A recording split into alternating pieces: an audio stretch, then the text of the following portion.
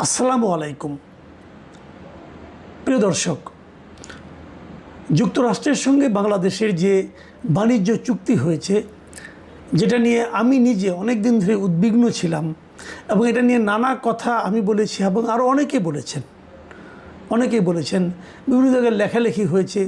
এটা নিয়ে গতকালকে আমি একটা কন্টেন্ট করেছিলাম এবং সেই কন্টেন্টের সূত্র ছিল দৈনিক প্রথম আলোতে প্রকাশিত শওকত হোসেন মাসুমের লেখা একটা ডিটেল রিপোর্ট।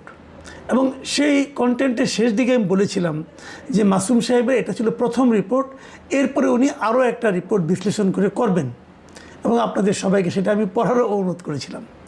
আমার ধারণা আপনারা পড়েছিলেন এবং আমিও পড়েছি, এবং আমি পড়ার পর আমার কাছে মনে হয়েছে এই বিষয়টা নিয়ে আপনাদের সঙ্গে শেয়ার করা উচিত। একই বিষয়, প্রায় একই রকম বিষয়, তারপরেও আমি কেন শেয়ার করতে চাচ্ছি সেই বিষয়টা আপনারা আমার এই অনুষ্ঠানটা যদি পুরোটা শুনেন তাহলে বুঝতে পারবেন।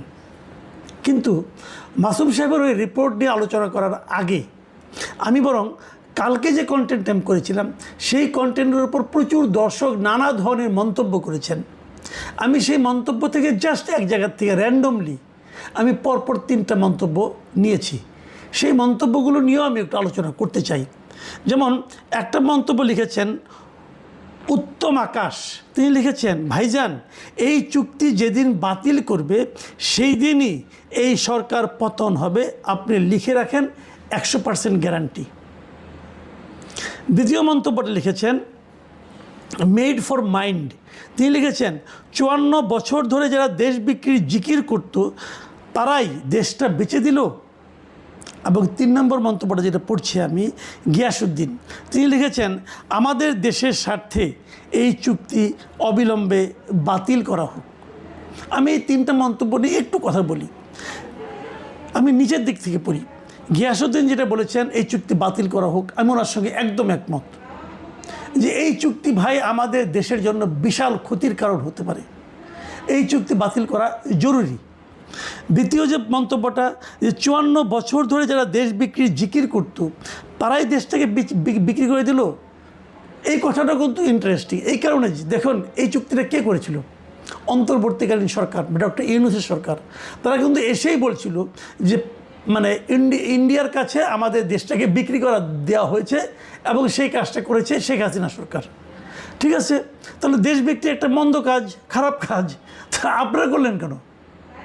এই প্রশ্নটা কিন্তু করেছে যে তাহলে এই কাজটা আপনারা করলেন কেন? এবং ভারতের কাছে আওয়ামী লীগ কীভাবে দেশ বিক্রি করেছে তার কিন্তু প্রমাণ আপনারা গত যে 1.5 বছর আপনার দায়িত্বে ছিলেন আপনারা দিয়ে দিতে পারেন নাই। প্রথমত, যদি ভারতের সঙ্গে সে ধরনের কোনো দেশ বিক্রি ধরনের চুক্তি আওয়ামী লীগ করে থাকে সেই চুক্তি আপনারা বাতিল করতেন। আপনারা কোনো চুক্তি বাতিলও করতে পারেননি। মাঝখান থেকে আপনাদের এক উপদেষ্টা আসিফ মাহমুদ সজীব ভুইয়া, উনি একবার একটা তালিকা দিলেন, দিয়ে বললেন যে এই চুক্তি আমরা বাতিল করেছি। পরে দেখা গেল যে পররাষ্ট্র বিষয়ক যিনি উপদেষ্টা ছিলেন তৌহিদ হোসেন, উনি বললেন যে ওই ধরনের কোনো চুক্তি ভারতের সঙ্গে আমাদের কখনোই হয় নাই। মানে আসিফ মাহমুদ সজীব ভুইয়া পুরাই হাওয়ার উপরে একটা মেরে দিয়েছেন। মানে মানুষ কতটা দায়িত্ব জ্ঞানহীন হলে পরে এ ধরনের আচরণ করতে পারে এবং দায়িত্বের একটা পদে থেকে তারপর যারা এরকম ফালতু কাজ করতে পারে তাদের কোয়ালিটিটা কোন পর্যায়ে একবার ভাবুন। আর প্রথম যে মন্তব্যটা করেছেন উত্তম আকাশ, তাকে বলি ভাই, এই যে আপনি বলছেন না যেদিন চুক্তি বাতিল হবে সেই দিনই এই সরকার চলে যাবে, আপনি 100% গ্যারান্টি দিচ্ছেন, এটাই হলো গিয়ে জুজুর ভয়। এই জুজুর ভয়টাই আমার ধারণা আমাদের বর্তমান পররাষ্ট্রমন্ত্রী এই সরকারকে দেখিয়েছে। আমার ধারণা ভুলও হতে পারে, আপনার ধারণা সঠিকও হতে পারে, কিন্তু আমি মনে করি এত তাড়াতাড়ি যদি হয় না রে ভাই, এত তাড়াতাড়ি হয় না তো কিছু। জনগণ সঙ্গে থাকলে আমরা হয়তো অনেকে হয়তো বলেন যে এই যে শেখ হাসিনা সরকারের পতন ঘটিয়েছিল আমেরিকা, ঘটনা সত্য না, আপনি বলতে পারেন ভাই, আমি বিশ্বাস করি না। যদি জনগণ সঙ্গে থাকতো আওয়ামী লীগের তাহলে কেউ পারতো না। কিন্তু ওই সময় তো আওয়ামী লীগের সঙ্গে তো জনগণই ছিল না। দ্যাট ওয়াজ দ্য কজ, যে সামান্য ধাক্কাতে পড়ে গেছে।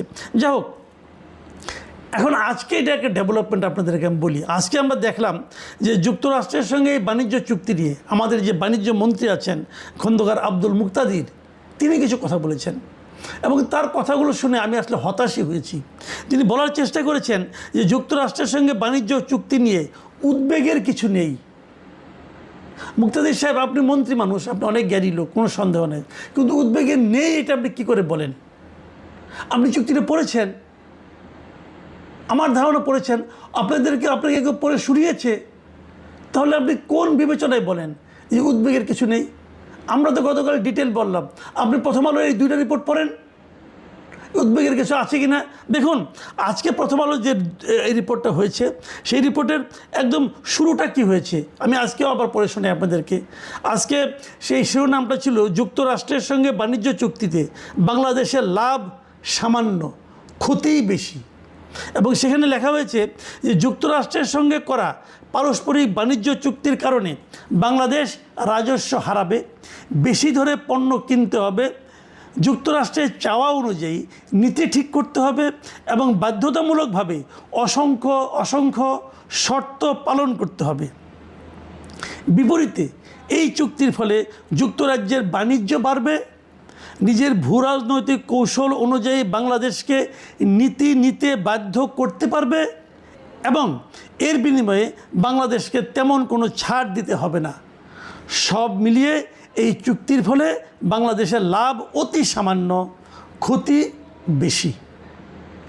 এই যে রিপোর্টার লিখলেন, আর আমাদের বাণিজ্যমন্ত্রী বলছেন এটা নিয়ে উদ্বেগের কিছু নাই, যে চুক্তির কারণে আমার ক্ষতি বেশি, লাভ খুবই সামান্য, সেই চুক্তি নিয়ে আমি উদ্বিগ্ন হব না? আমি মুক্তাদির হিসেবে কথা শুনে হতাশ।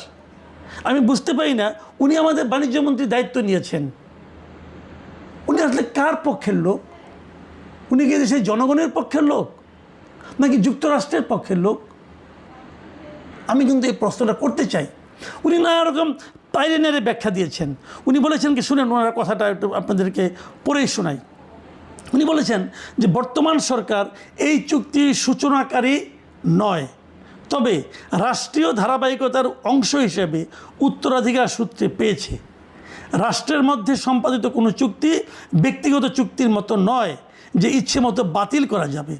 এটি একটি বাস্তবতা এবং আমরা সেটিকে দেশের বাণিজ্য ও বিনিয়োগ সম্প্রসারণে সর্বোচ্চভাবে কাজে লাগাতে চাই। আমি এখানে এই কথাটা বলতে চাচ্ছি যে প্রথম যে বাক্যটা উনি বলেছেন, এই চুক্তি আমরা সূচনা করি নাই, আমরা উত্তরাধিকার সূত্রে পেয়েছি, কথাটা শতকরা 100% ঠিক। এইটার সূচনা করেছে অন্তর্বর্তীকালীন সরকার। তারপরে যদি তুমি যে কথাগুলি বলেছেন সেই কথাগুলি নিয়ে আমার আপত্তি। উনি বলতে যাচ্ছেন এটা আমরা ইচ্ছা করলে বাতিল করতে পারবো না, এটা ব্যক্তিগত চুক্তির মতো নয়, রাষ্ট্রীয় চুক্তি বাতিল করতে অনেক সমস্যা হয়। আচ্ছা, চুক্তি বাতিল নিয়ে আমি একটু পরে বলছি। তারপর উনি বলছেন এটি একটি বাস্তবতা এবং আমরা সেটিকে দেশের বাণিজ্য ও বিনিয়োগ সম্প্রসারণে সর্বোচ্চভাবে কাজে লাগাতে চাই। আপনি কিভাবে কাজে লাগাবেন? যে চুক্তিতে আপনার পক্ষে আছে মাত্র 2-3টা ইস্যু আর আপনার বিপক্ষে আছে কমপক্ষে 150 ইস্যু, আপনি সেটাকে কিভাবে আমার বাণিজ্যের উন্নতির জন্য কাজে লাগাবেন? ভাই, মিষ্টি মিষ্টি কথা বললে কি চিরা ভিজবে? আচ্ছা, আমরা এখন ওই পয়েন্টে যাই। ওই যে বলা হয়েছে যে এই চুক্তিটা বাতিল করা যাবে না, এই কথাটা ঠিক না। আমি কালকেও বলেছিলাম আপনাদেরকে যে 60 দিনের নোটিশে এই চুক্তি বাতিল করা যাবে, কিন্তু এটাই সর্বোচ্চ না, আরও ঘটনা আছে। চুক্তি বাতিল করা খুবই সহজ। সেই বিষয়টাও এই মিস্টার শওকত হোসেন মাসুম আজকে তার রিপোর্টে বলেছেন। প্রথম আলোর রিপোর্টে যদি আপনারা একটু পড়েন তাহলে দেখবেন সেখানে উনি জানিয়েছেন যে জিনিসটা, যে এই চুক্তিটা হয়েছে 9 তারিখে, ফেব্রুয়ারির 9 তারিখে, এবং 17 তারিখে তারেক রহমানের সরকার দায়িত্ব নিয়েছে। 20 ফেব্রুয়ারি, ভালোভাবে শুনবেন এই কথাটা, 20 ফেব্রুয়ারি যুক্তরাষ্ট্রের সুপ্রিম কোর্ট এই পাল্টা বা পারস্পরিক শুল্ক আরোপ বাতিল করে দেন। মানে ট্রাম্প যে শুল্ক আরোপটা করেছিল সবাইকে ভয় দেখানোর জন্য, যে আপনার উপর 50%, আপনার উপর 25%, এই যে ট্রাম্প যে কাজটা করেছিল এই কাজটা ট্রাম্প করতেই পারে না, এ কথা বলেছিল যুক্তরাষ্ট্রের সুপ্রিম কোর্ট। এবং যুক্তরাষ্ট্রের সুপ্রিম কোর্ট বলেছিল যে এই ধরনের শুল্ক আরোপ করতে পারে কেবলমাত্র যুক্তরাষ্ট্রের কংগ্রেস, প্রেসিডেন্ট পারে না। প্রেসিডেন্ট পারে, যে কাজটা করতে পারে সেটা হলো যে জরুরি পরিস্থিতিতে সাময়িকভাবে আমদানি পণ্যের উপর সর্বোচ্চ 15% পর্যন্ত বাড়তি শুল্ক বসানো যায়। তবে এরও মেয়াদ হবে সর্বোচ্চ 150 দিন। তার মানে প্রেসিডেন্ট ট্রাম্পের পক্ষে একার পক্ষে সেই শুল্ক আরোপ করা সম্ভবই নয়। তো যে জিনিসটা সুপ্রিম কোর্ট মানে যুক্তরাষ্ট্রের সুপ্রিম কোর্ট বাতিল করে দিয়েছে, সেইটা নিয়ে আমরা কেন জুজুর ভয় পাচ্ছি, এই জায়গাটাতে আমি বুঝি না। ইন্টারেস্টিং হলো, যেদিন তারা এটা বাতিল করে দিয়েছে তার আগে আমরা তড়িঘড়ি করে চুক্তি করে ফেলেছি। কেন? স্বার্থটা কার, মজাটা কার, এই প্রশ্নটা কিন্তু আমি বারবার করছি। আরও একটা কথা আপনারা জানবেন, সেই জিনিসটাও কিন্তু আমি প্রথম আলো রিপোর্টে পেয়েছি। সেখানে উনি বলেছেন, আমি যে কথা বলেছিলাম সেটাই ওনারা আরও ক্লিয়ার করে লিখেছেন। সেখানে লেখা হয়েছে যে এই চুক্তিটা কিন্তু আসলে এখনও কার্যকর হয়নি।